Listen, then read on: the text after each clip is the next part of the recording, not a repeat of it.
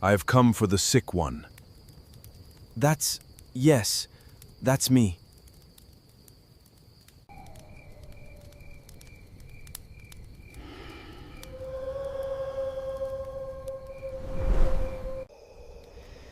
You don't smell of fever. It broke, an hour ago. Sometimes it does that, right before the end.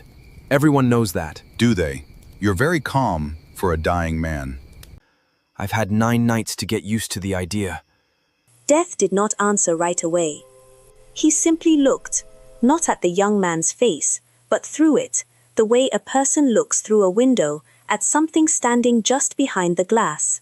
And what he saw there was not a fever. It was a brother's shape, wearing a healthy man's shoulders, badly disguised as an ending. No. No, Death You said haven't. quietly, almost to himself. You haven't. His breath caught. He believed, for one unbearable second, that he had been caught. But Death only tilted his head, considering, and said nothing further. He extended a hand wrapped in grey cloth. Come then. And Come then. Obi, not yet understanding that he had fooled no one at all, only been permitted, took it. If you enjoy stories like this, subscribe now, so you don't miss where this one goes. We'll return to that doorway before the night is through. But to understand why Obi was standing at it instead of his brother, the story has to go back 9 days, to the 2 boys who shared one face, and the fever that was only ever meant to take one of them. In the village of Amaeze, Chidi and Obi were born close enough together that the midwife swore, years later, she had barely finished cleaning one, before the second was already crying to be held. Chidi came first. Obi came second, by the space of a few breaths, no more, and that single fact, small as it seemed, followed him his whole life, the way a shadow follows a man, without his ever choosing it. Chidi, first son, Obi, the one who came after. Their mother, Adaeze, loved them exactly the same, or told herself she did. Chidi! But even she sometimes called Chidi's name first, when both boys came running toward her outstretched arms, and Obi noticed. Obi always noticed. It was such a small thing, a fraction of a second in the ordering of a name, that he could never explain it to anyone, not even to himself, in the quiet hours before sleep, why it settled into him the way it did, why it sat in his chest, like a stone too small to see, but too heavy to forget was there. They grew up sharing everything else evenly enough. It was on an ordinary afternoon, the 2 of them wrestling in the dirt outside the elder's hut, the same wrestling match they'd had 100 times before, Chidi always winning by the barest margin, Obi always almost winning, close enough to taste it and never quite closing the distance, that the old elder, watching from his stool with the patient amusement of a man who had watched a great many boys grow into a great many kinds of men, said the words that neither boy thought to remember until it was far too late to matter. Death knows every man by his face, the elder said, with a dry private smile, the kind old men wear when they are only half joking and know it. But even death has been known to blink. Chidi laughed, pinning his brother's shoulders to the ground with the ease of long practice. Then I hope he blinks for me one day, old man. He'd have to look at you twice to bother, Obi said from underneath him, breathless, only half joking himself. Chidi laughed harder, rolling off him into the dust, the 2 of them lying side by side. The fever came for Chidi in the dry season, the way sickness so often chooses the season when the body has the least water in it to fight back with. It began as a cough that would not settle, small at first, easy to dismiss, the kind of cough every farmer picks up from dust and long hours in the sun. But within days it deepened into something else entirely, a fever that left him drenched and shivering beneath every blanket the household owned, his eyes glassy, his words slurring in and out of sense. The village dibia, an old woman named Neka, who had healed half the compounds in Amaeze at one time or another, tried everything her long years of practice had taught her. She boiled bitter leaf into broths, bitter enough to make even a healthy man wince. She pressed cool cloths to Chidi's burning forehead through the worst of the night hours. She murmured chants over smoking herbs until the whole compound smelled of ash and medicine, and still the fever climbed, unmoved by any of it, as though it had already decided its own outcome and had no interest in negotiating. Obi refused to leave his brother's side through any of it. Where their mother wept quietly in the doorway, and their father sat in stunned, helpless silence outside, Obi remained on a low stool beside Chidi's sleeping mat night after night, watching the rise and fall of his brother's chest, with a vigilance that frightened Adayeze more than the fever itself, because it was the vigilance of a man already deciding to fight something no man was supposed to be able to fight. "You should rest," Adayeze told him gently on the fourth night, finding him still awake in the flickering lamplight, his eyes fixed unmoving on his twin's fevered face. I will rest when he rests easier," Obi said, and did not move. By the seventh night, Neka pulled Adayeze aside, just outside the compound wall, her voice low, though not quite low enough to keep from carrying through the thin walls to where Obi sat. I have done what I know how to do, the old healer admitted, her weathered face heavy with the particular sorrow of a woman who has spent a lifetime mastering a craft, only to watch it fail her when it mattered most. The fever is stronger than my medicine. You should prepare yourselves.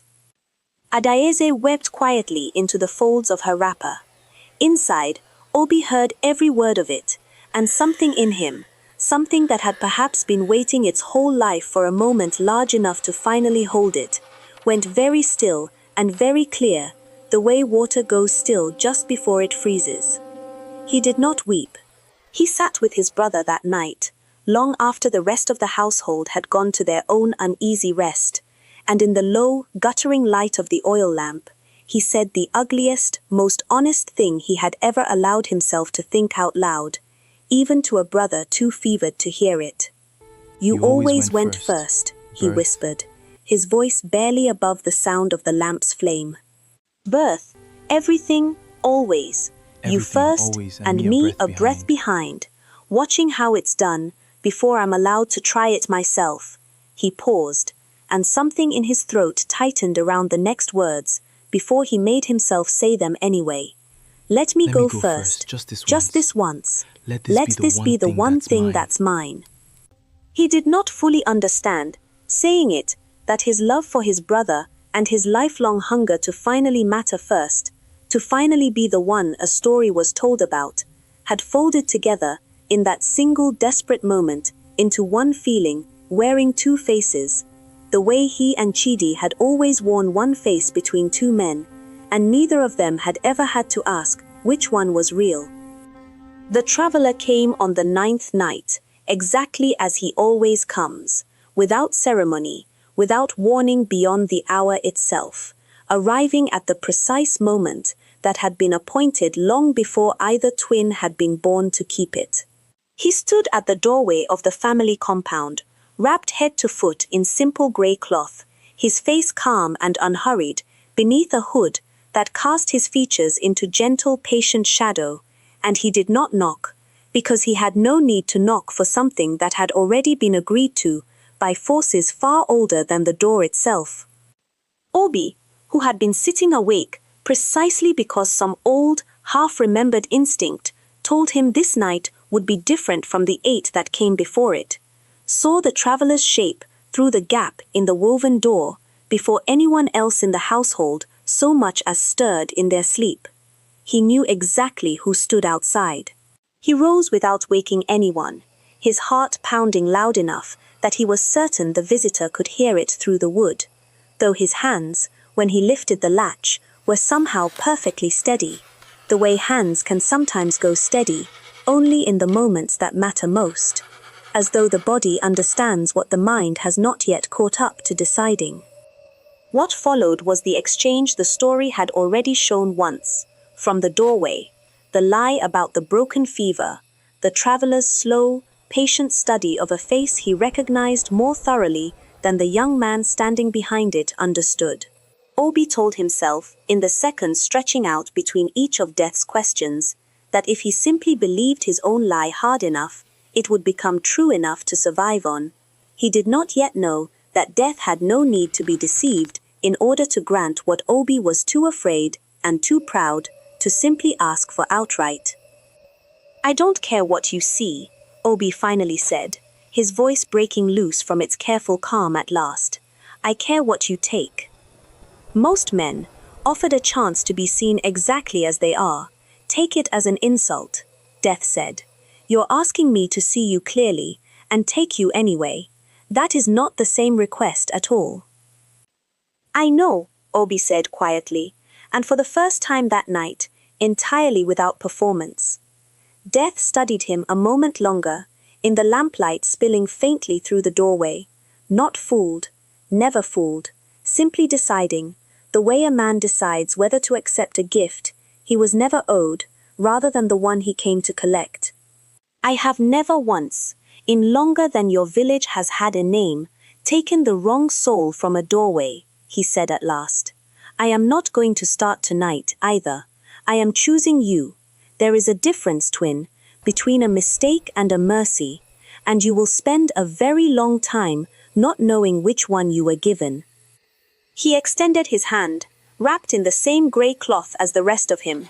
Obi took it, believing, in that moment, that he had won something enormous and irreversible.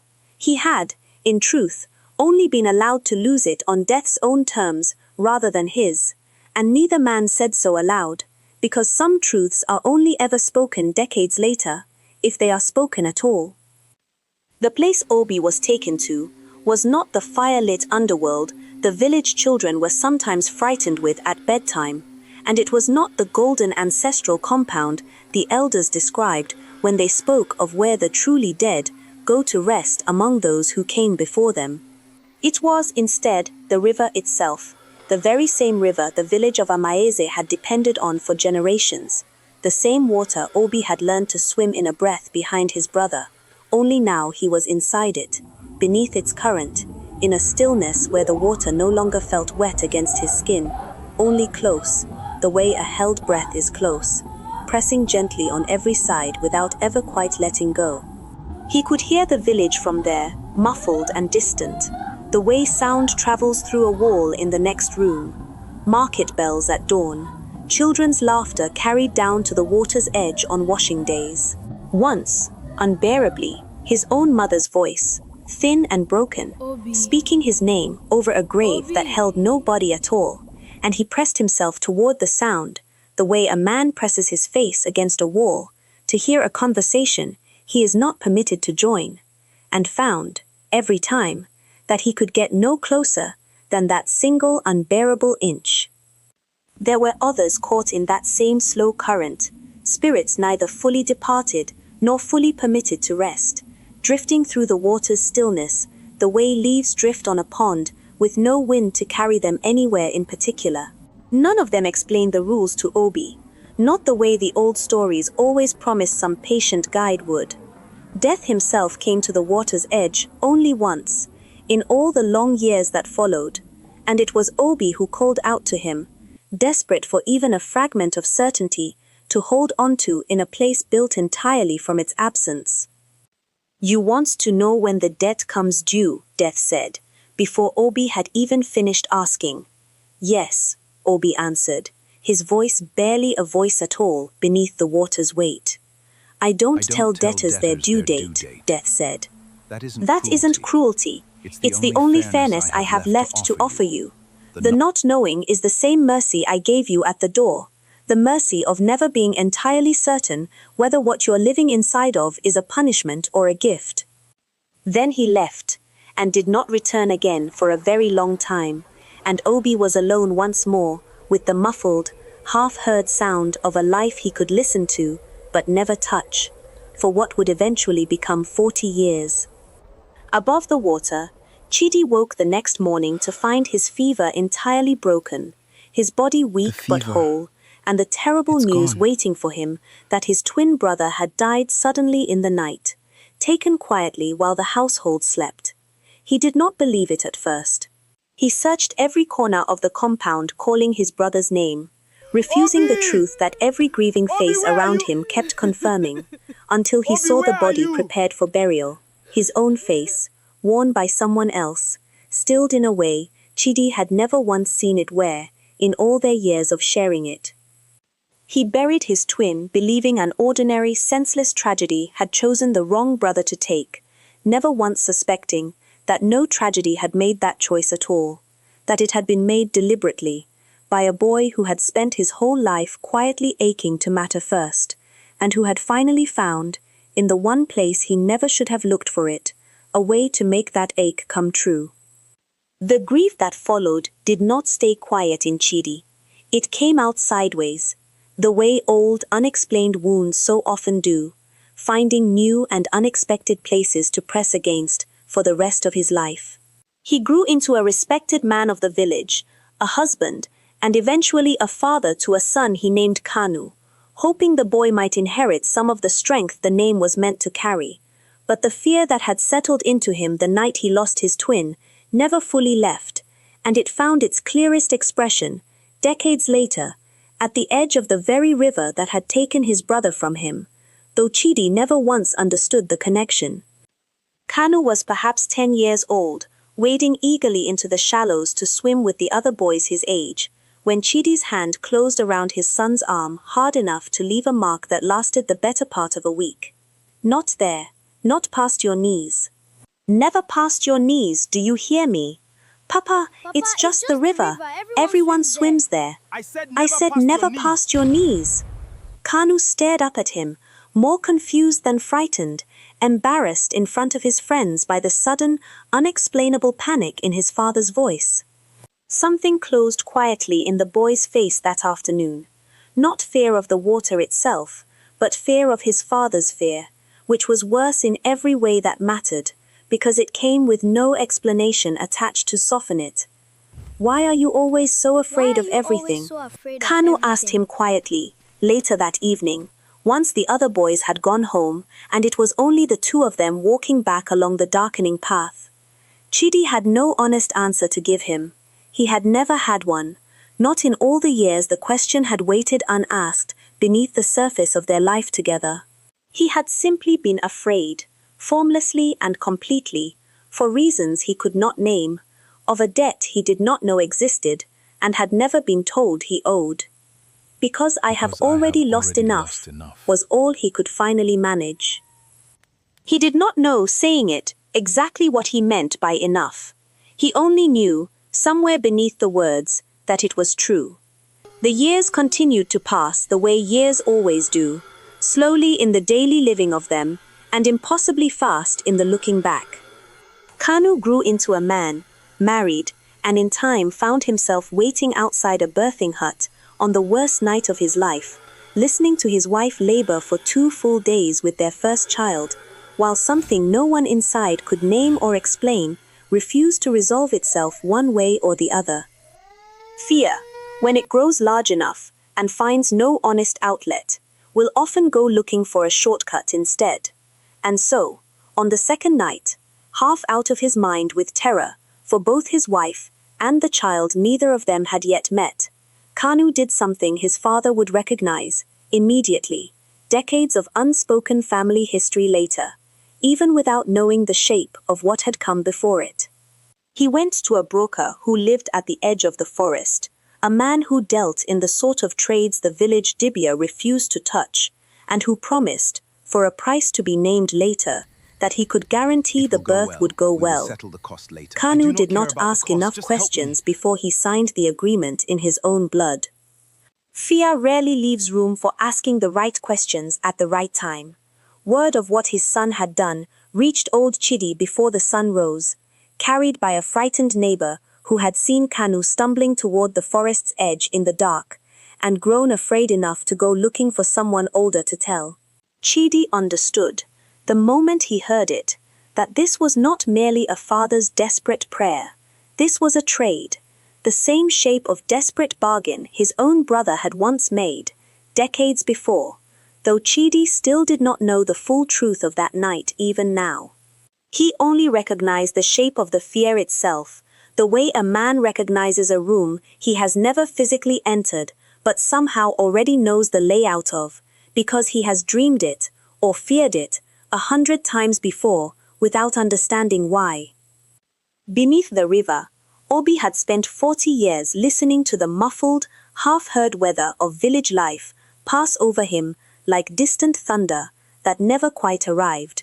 But that night, for the first time since he had entered the water, a sound cut through sharp and whole enough to reach him entirely, his nephew's name spoken in raw fear, and the word broker following close behind it, and underneath both of those, unmistakably, his own brother's voice, old now, frightened in a way Obi had never once heard it in all their years, growing up sharing one face between them. He's going to do something worse than what I did, Obi said aloud to the water, to no one, to death, wherever he was keeping himself that night. Then, quieter, the ugliest and most honest thought he had allowed himself in 4 decades rose back to the surface alongside it.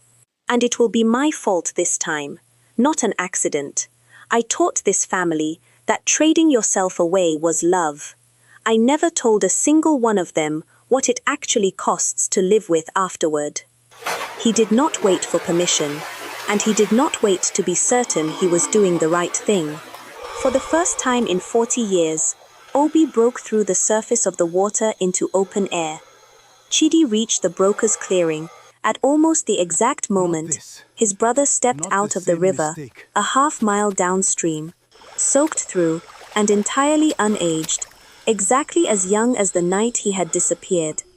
It took Chidi the better part of an hour, stumbling through unfamiliar dark, calling out a name no one in the village had spoken aloud in decades, before he found his twin brother standing in the trees instead of his son. He did not embrace him. Not at first. 40 years of grief does not simply dissolve on contact, no matter how badly the heart wants it to. You're not. Chidi's voice shook so hard the words nearly came apart before he finished them. I put dirt over an empty box, Obi. I carved your name into it myself, with my own hands, because I couldn't bear to ask anyone else to do it. 40 years. 40 years I told everyone who would listen that my brother was the better man, because he died young and good, and I lived on and... He could not finish the sentence. It simply stopped, the way a man's breath stops when grief and fury arrive in the same instant, and neither one is willing to yield the other room. Chidi, where were you? The anger, arriving decades late, came out enormous, filling the whole clearing between them. Where were you when I buried our mother? When Kanu was born, and I had no one left who remembered what I looked like as a boy. When I needed... He stopped again, furious at himself for the shape the next word was about to take. When I needed my twin, and there was only a hole in the ground with your name carved into it. I thought I was protecting you, Obi said. He had no rebuttal ready, and it showed plainly on a face that had not aged a single day since the last time his brother had seen it. You were protecting yourself from having to watch me grieve you honestly, Chidi said, quieter now, and somehow more dangerous for it. That's not the same thing, Obi. That was never, ever the same thing. Obi had spent 40 years believing his silence had been a gift freely given. It took his brother 9 words, spoken in the dark at the edge of a forest, to take that belief apart completely, down to its foundation. Maybe, Obi said finally, and the resentment of 4 decades finally rose to the surface, alongside the confession. I wanted, once in my life, to be the one people mourned first, instead of second, instead of the one who always came after. He laughed, short and humorless, and broken in the middle. You never once had to wonder if you mattered as much as someone else in the room. I wondered it every single day we were alive together. Chidi had no answer for this either. 40 years, and neither of them had ever once said the true, ugly, entirely human root of what had happened that night, not until now, in the worst possible hour, to finally be saying it, with a life still hanging unresolved, a half-mile away in the dark. We don't have time for this to only be about us, Chidi finally said, his voice breaking open into something closer to plain fear for his son. Kanu. I know, Obi said. Come on. They ran together through the dark for the first time in 40 years. Two identical old and unaged faces moving side by side the way they had once run as boys, chasing the exact same finish line without either of them ever quite reaching it first. They arrived to find the broker had already taken his payment from Kanu, not his life outright, not yet, but a binding promise written in blood, that the child, once safely born, would owe the broker a debt to be collected on its 10th birthday, in a form the broker had refused, with a thin, knowing smile, to specify any further than that. Undo it, Obi said, stepping forward before his brother could even find the words. Now, before it has the chance to settle into the world alongside the child. I can't, Kanu said, desperate, his eyes wide with a fear that had clearly not slept in 2 full days. He said it can't be undone once it's... It can. It can. Death's voice arrived from the clearing's edge, unasked for and entirely unexpected, and he took in the sight of Obi standing there, alive, out of the water, 40 years overdue by any accounting Death himself had ever kept. Though I notice, I am apparently not the only one running late to collect something tonight. The broker fled into the deeper trees. The instant Death's shadow fell fully across the clearing, moving faster than any of them had seen him move in the whole encounter. It turned out, as it so often does, that men who deal in fear and false debts are always the first to run, the moment the genuine article actually shows up to collect something real. You were supposed to remain beneath that water until I came for you on my own time, Death said to Obi. Something almost like wary amusement threaded beneath the exactness of his voice. Not surface, the moment your family started making worse bargains than the one you made. I couldn't let him do to his son what I did to mine. Obi caught the word half a breath too late to stop it from leaving his mouth entirely. Death gave him a long, unreadable look, and said nothing at all about the slip, which somehow felt far heavier than if he had commented on it outright. He turned instead to the unborn child's tangled, unmade fate, and unwound the broker's binding with no more visible effort than a man untying a knot he has untied 1,000 times before without ever once thinking about it. The debt on the child is gone, he said. It was never a real trade to begin with. Brokers like that one sell fear, not futures. The boy would have owed nothing at all in 10 years' time, because there was nothing real for anyone to collect. He turned his shadowed gaze on Chidi and Kanu both. Your son terrified himself into paying for a threat that was never going to exist in the first place. That is not nothing. Fear that expensive deserves to be looked at honestly in the daylight, not fed quietly to men who wait for people in the dark. Chidi flinched at that, in a way that suggested the sentence had landed somewhere far older than tonight. Death turned back to Obi. But yours was real, he said, and it has waited 40 years past the hour I originally meant to collect it, because I wanted to see, honestly, what you would do with a life you were never supposed to have been given in the first place. And? Obi asked, steady now, entirely without the performance that had carried him through the doorway 40 years before. You spent it wrong, for most of those 40 years, Death said, without cruelty, simply stating what both of them already understood to be true. Drowning quietly beneath the water instead of finding some way to live above it. And you spent it right, tonight, in the 1 hour it actually mattered most. He paused, and something in his exactness shifted, just slightly, into something that was not quite warmth, but was no longer entirely its absence either. I don't forgive debts, Obi. I only collect them, but I decide when, and I have decided the time is now, not as a punishment, as a completion. Obi turned to his brother one final time, the two of them standing exactly as they had stood 1,000 times before as boys, side by side, sharing the weight of a single moment between them. "Tell him the truth," Obi said. "All of it. The ugly parts too, not only the noble ones you'll want to remember. Tell him I wasn't only doing it for you. Tell him some of it, maybe most of it, was for me." "I will," Chidi said, his voice finally breaking open entirely. "I'm ready," Obi said to Death. Death took his outstretched hand, and for the first time in the entire long night, something almost like genuine respect moved through the simple gesture of it. "You always were," he said. "You simply needed 40 years and a river between yourself and your brother before you could finally admit, even to yourself, that it wasn't only love that carried you to my door that first night.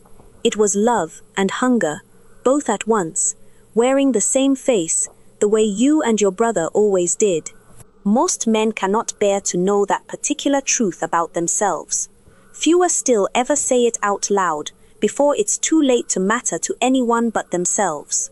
They walked together into the dark at the clearing's edge. This time, unlike the first, there was no return waiting on the other side of it. Chidi told his son everything, exactly as he had promised his brother he would. Not the tidy, comfortable version of the story that could be folded neatly into a single evening's telling, but the whole of it. If you enjoyed this story, subscribe now so you never miss the next one. This channel brings you a new story every week. Let me know in the comments which brother you understood more, Chidi or Obi. Until next time, thank you for listening.